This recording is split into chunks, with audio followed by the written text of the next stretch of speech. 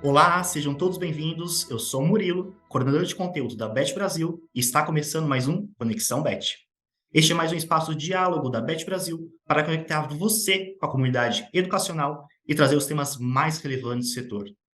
Hoje vamos falar sobre o ensino digital como ferramenta de combate ao etarismo e a democratização do acesso ao ensino superior por meio da educação à distância.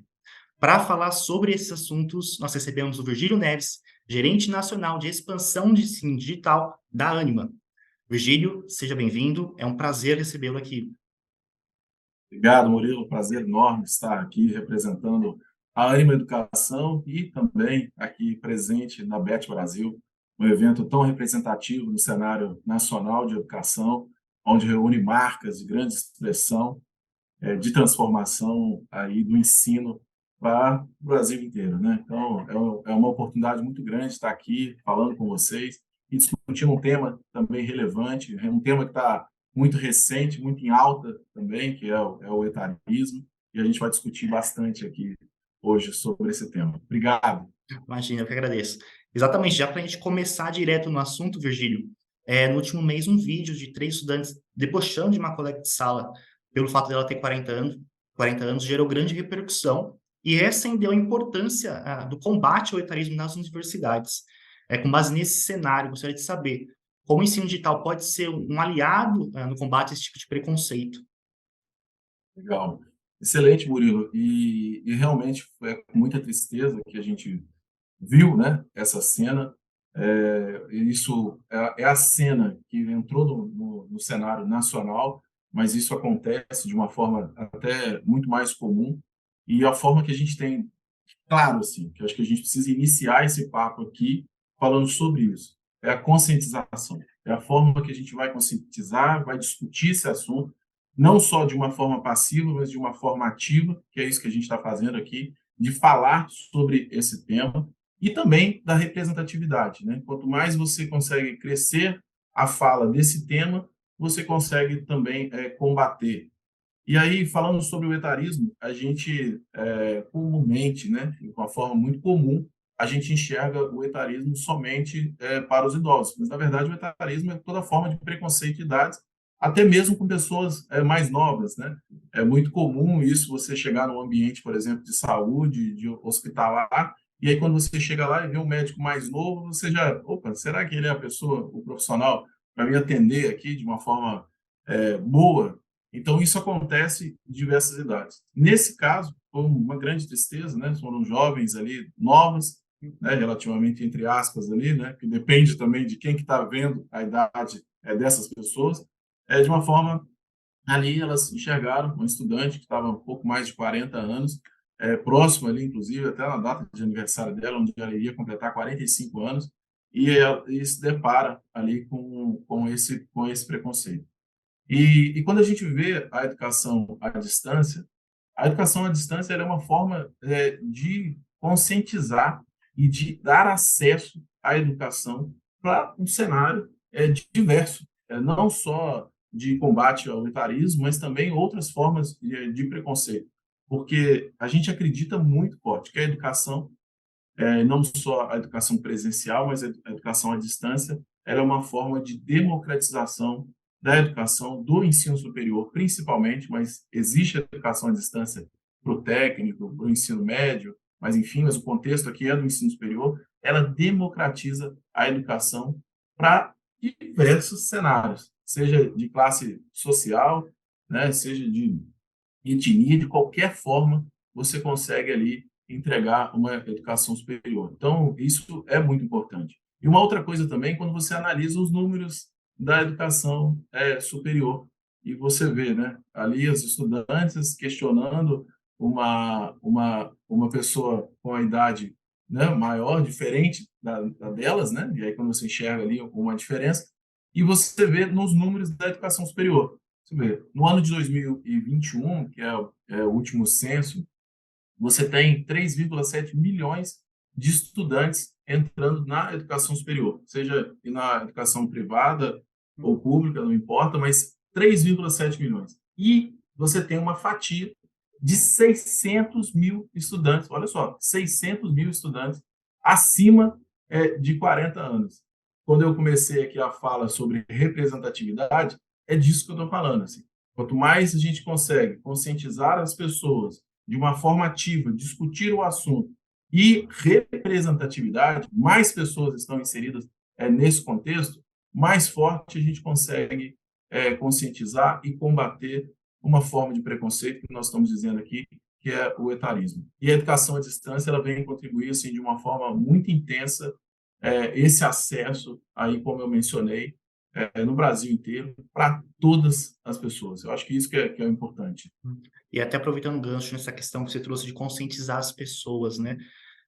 Gostaria de saber como você enxerga o papel das escolas, das universidades, enfim, da sociedade de modo geral, para que a gente consiga eliminar esse tipo de preconceito, né? Então, quais são os caminhos educacionais, enfim, para que a gente consiga conscientizar cada vez mais as pessoas sobre esse tipo de preconceito e que ele não se repita, que a gente não veja novos episódios como esse. Com certeza, sim. Como eu falei, né, quando a gente tem uma estrutura hoje, só para vocês entenderem, né, você também entender, e as pessoas que estão nos assistindo agora, quando a gente fala de acesso, de representatividade, no caso da educação, do ensino superior, a gente consegue fazer isso através de polos de educação à distância. Aquele centro universitário ou universidade que tem autorização de dar ali cursos de educação à distância, e no nosso caso são mais de 80 cursos de graduação e mais de 180 cursos de pós-graduação, quando a gente consegue fazer isso, a gente faz isso através dos polos. E esses polos, eles estão baseados no Brasil inteiro. Hoje, a Ânima são mais de 600 polos espalhados no Brasil.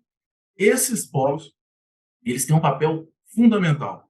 E aí, quando você pega a legislação, aquilo que o MEC diz que é o que um polo precisa fazer, ele precisa dar suporte administrativo, financeiro, acadêmico, comercial para esses estudantes. Mas, para além disso, ele tem um suporte, um papel fundamental ali, que são dois que eu vou acrescentar. É um papel de apoio tecnológico, porque hoje nós estamos inseridos, muitas vezes, num grande centro, onde você tem ali internet à vontade, computador, tem tecnologia, você tem espaços, inclusive públicos, onde você consegue acessar a tecnologia, mas você tem regiões aí que são muito longe, são distantes, e que você não tem a internet, você não tem computador, eles não conseguem acessar isso. Então, você tem aquele polo que está lá numa região onde que está instalado, que consegue dar esse suporte. Então, eu falei aqui do primeiro ponto tecnológico. E você tem um ponto aqui que é um ponto social também, onde nós temos parceiros, a gente não faz isso de forma sozinho, né? A gente tem ali uma equipe de parceiros, de pessoas que assinam um contrato de convênio com a gente, que abrem esse polo e que também dão esse suporte. Então, de uma forma ativa, a gente também consegue trazer não só temas que são voltados para a educação, para o contexto que é a disciplina em si, aquilo que o estudante está estudando, ele está fazendo um curso de administração, a gente precisa trazer ali as unidades curriculares, né, o nosso conceito ali, nossa metodologia para esse aluno. Mas também a gente tem os nossos parceiros que dão suporte, que tem esse papel de trazer não só a tecnologia, mas também o papel social.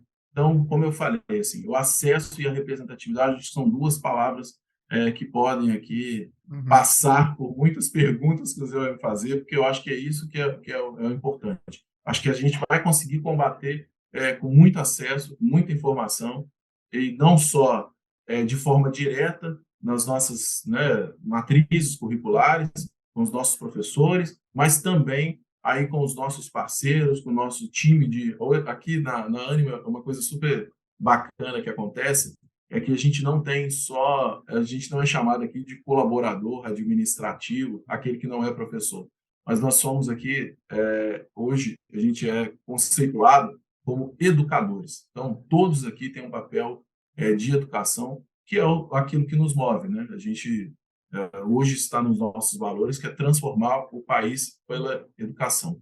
Então, a gente tem esse papel de educar, de informar, de transformar as pessoas no contexto dela, que ela está ali presente em vários cenários, não só na formação dele, mas também numa formação hoje como ser humano, como pessoa. Então, eu acredito muito, muito nisso, assim, nesse papel nosso que a gente tem feito aí para centenas, olha, bastante aluno, viu? São mais de 300 mil alunos hoje dentro do ecossistema Ânimo.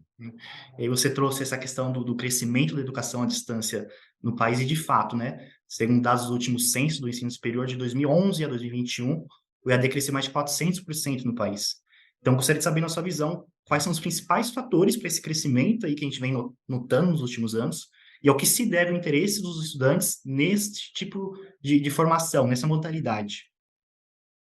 Eu adoro essa pergunta, Murilo, porque ela está assim muito ligada e alinhada ao nosso propósito, principalmente do propósito que é a nossa área aqui, que é a área de expansão da Anima Digital. Primeiro, quando a gente olha o número de 2019, muita gente, a gente às vezes é levado e induzido a achar que a educação à distância só cresceu por conta da pandemia.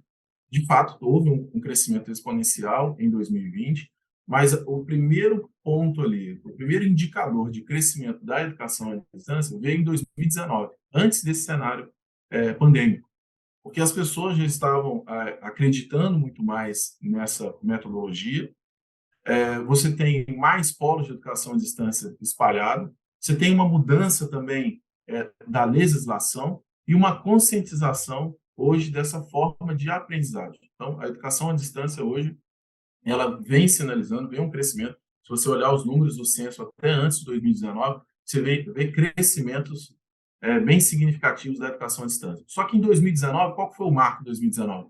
Nós tivemos mais ingressantes, eu não estou dizendo matriculados, matriculados aqueles que já estão estudando, mas ingressantes, ou seja, que naquele ano entraram mais pessoas na educação à distância se comparado ao presencial. 2019. E aí você tem ali uma diferença pequena, mas tem mais.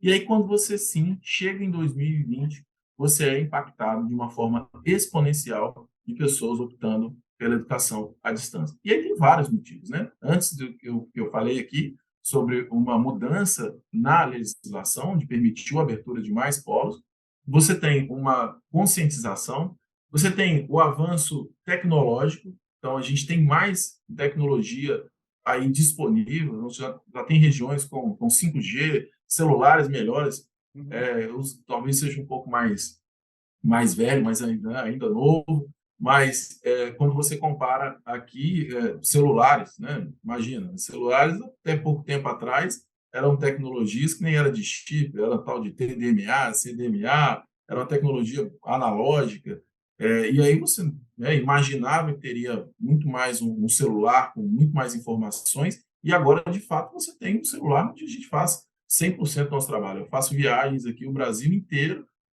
e tem alguns momentos que eu passo uma semana só mexendo no celular, não tem a necessidade de um notebook ou de um desktop. Então, a tecnologia, o avanço tecnológico também favoreceu. 2020 tem um indicador, eu não gosto de falar, porque foi um ponto muito ruim, né? Quando a gente fala de pandemia, hoje, né, muitas famílias perderam aí entes queridos, amigos, enfim, foi muito ruim, mas ela serviu de aprendizagem para uma série de questões. E uma delas foi aí o acesso à educação à distância, ao trabalho à distância, a muitas formas aí de vida à distância. E isso, de certa forma, permitiu que as pessoas acessassem. E aí, quando você olha o indicador de 2021, né, 2020 foi o crescimento exponencial, você pode falar o seguinte: não, ele foi, de uma certa forma, mascarado pela situação da pandemia. E não, ele continua crescendo. Em 2021, nós temos também mais pessoas acessando a educação à distância, se comparado ao presencial. Então, veio crescendo por esse conglomerado de informações aqui, de muita coisa que eu disse, que aconteceu, mas as pessoas acessaram. E o outro ponto, que é o que muito se falava lá no passado, mas que eu talvez é o que eu menos gosto de citar, mas ele também não deixa de ser algo que a gente precisa falar, que é a educação à distância, os cursos que são autorizados, certos, de acordo com aquilo que a legislação exige para proporcionar uma aprendizagem para o aluno, ele tem um preço melhor também se comparado ao presencial. Então, é mais acessível. Lembra quando a gente falou aqui logo no início, né? Mais pessoas têm acesso à educação, a uma democratização do ensino superior, é feito também dessa forma porque você tem preços mais acessíveis. Então, você consegue mais pessoas conseguirem estudar e aprender aí, ter um curso de graduação ou de pós-graduação, que é o caso que nós estamos discutindo aqui, que é o ensino superior. Virgílio, e quais metodologias de aprendizagem têm se mostrado mais eficazes nesse processo aí de formação dos estudantes? É isso, hoje nós somos organizados, né? Isso, quando a gente fala de disciplina, né? Hoje você vê uma organização por disciplina, que isso é muito comum entre as instituições. E aqui a gente chama isso de unidades curriculares. A forma que a gente se prepara e que a gente entrega conteúdo para os nossos alunos, aqueles que estão matriculados e cursando aqui com a gente, é uma forma que está mais alinhada ao mercado de trabalho e uma forma também mais unificada hoje, que são essas unidades curriculares. Então, a forma nossa de metodologia, além do ambiente virtual hoje do aluno, também que proporciona outras metodologias de aprendizagem, é muito diferente. Eu mesmo fui um estudante, minha primeira graduação, desculpa, a minha segunda graduação foi uma graduação à distância já há muito tempo, e quando eu vejo hoje plataformas totalmente diferentes, de uma interação muito diferente do que eu via lá no passado. Então, isso ajuda e proporciona uma melhora na forma de aprendizagem dos nossos alunos. E aí, pela sua experiência na área, como você vê, como você enxerga a evolução do EAD para os próximos anos no Brasil? Sem dúvida alguma, vai continuar crescendo. Quando a gente olha, e eu não gosto de fazer essa separação de presencial e ensino à distância. Eu acho que cada um tem o seu lugar. O ensino presencial, para alguns cursos e para alguns estudantes, ele tem ali o seu lugar. Casos aqui, por exemplo, hoje biomedicina é um curso que cresce muito na modalidade à distância, e esse caso que foi citado aqui no início de etarismo é um aluno de biomedicina do presencial. Então, assim, eu acho que são N formas hoje de aprendizagem, só que eu entendo que pelo acesso, pelo nosso crescimento, pela expansão, e aí quando eu falo nosso, não é só da Ânima em si, mas do crescimento do mercado de educação e de ensino superior, ele vai proporcionar ainda mais esse crescimento. Os meninos quando eu falo é criança, eu tenho um filho de 6 anos e por coincidência aí tem o mesmo nome que o seu, a gente já cria essa simpatia aqui, que o meu filho chama Murilo, e, e ele ele é totalmente digital, né? Ele já questiona aqui quando a televisão não é touchscreen, quando o computador não é touchscreen, porque ele está mexendo no celular ali, ele já está acessando a tecnologia, e esses meninos já estão acessando muito mais. A própria educação à distância, você já vê os indicadores deles de acesso de pessoas que estão saindo aqui com 18 anos, 19 anos, terminando o ensino médio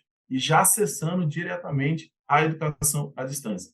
Justamente porque ele já cresceu, né, o ambiente dele de adolescência, de infância, já foi muito mais acessado à educação digital e, com certeza, a gente vai continuar crescendo aí nos próximos anos, né? A legislação hoje também está permitindo isso, então a gente está implantando.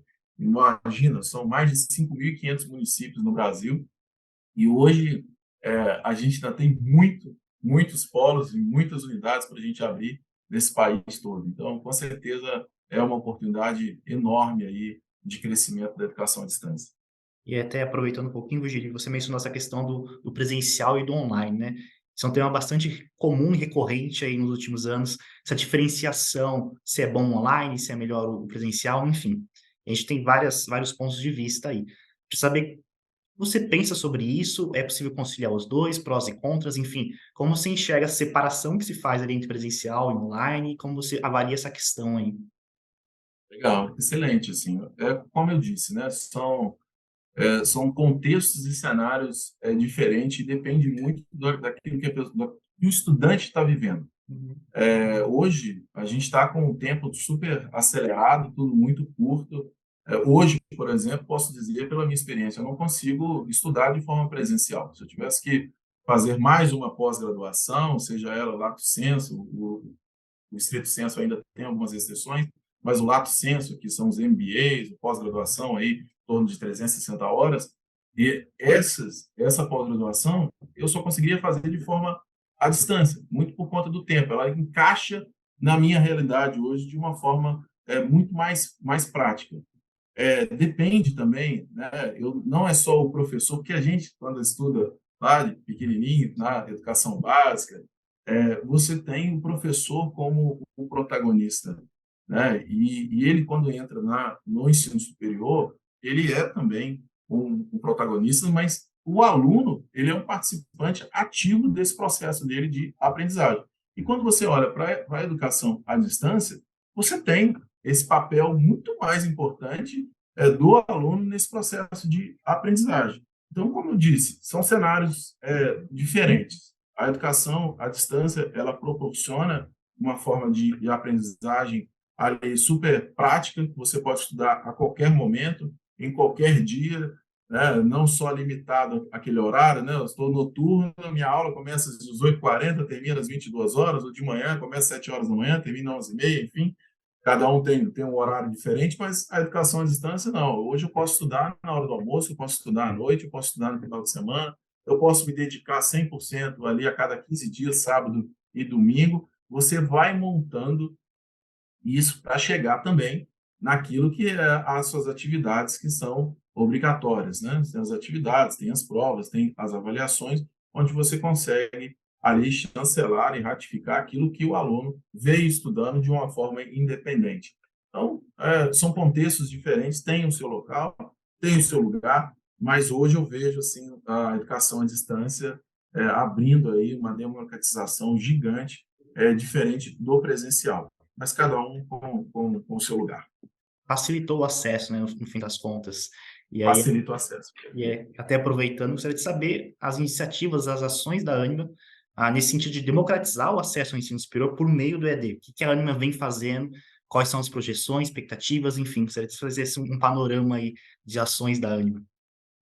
Legal, muito bom. Primeiro, antes de falar para onde a gente vai, eu preciso dizer onde nós estamos, né?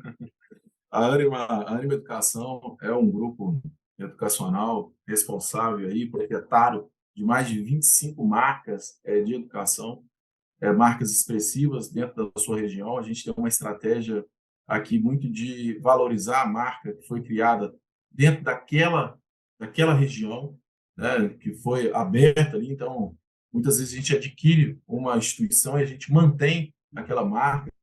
Então, a gente tem marcas hoje grandes, importantes em vários cenários. A gente começou a falar aqui nos bastidores sobre Natal. A gente tem uma instituição super importante lá, que é o INP, e é uma baita universidade com uma história, assim como a gente tem em São Paulo, Anhembi, Morumbi. Dessas 25 marcas, 13 marcas, a gente também opera com a educação à distância.